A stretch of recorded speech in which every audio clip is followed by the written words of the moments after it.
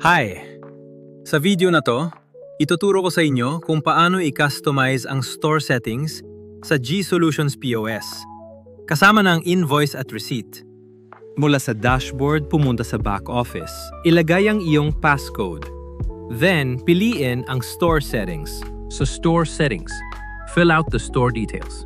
Sa store code, ilagay ang mobile number o landline ng store mo. Sa store name, itype ang buong pangalan ng iyong store. Sa address line number 1, ilagay ang house number, barangay, at city. Sa address line number 2, ilagay ang province. Next, set up printer and enable fast transaction. Pumili ng printer sa printer section. Dapat ito ay thermal receipt printer, halimbawa XP58C. I-check din ang enable fast transaction para mas mabilis ang proseso. Para naman sa paglalagay ng logo, i-click ang Change Logo at piliin ang image ng store mo.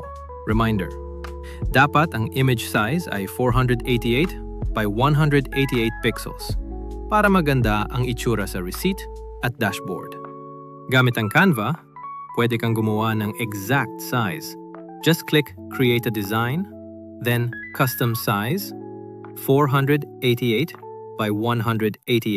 Then click Create New Design. You can now edit your logo here with the correct aspect ratio. Sa footer section, pwede kang maglagay ng message gaya na thank you and come again. Lalabas ito sa pinakailalim ng receipt. Pumunta sa receipt configuration. I-check lang ang mga details na gusto mong ipakita sa resibo, gaya ng item breakdown, barcode, at cashier name. Pwede mo ring enable ang logo.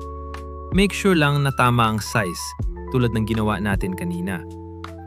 At ayan, ganito na ngayon ang itsura ng bagong receipt at invoice mo.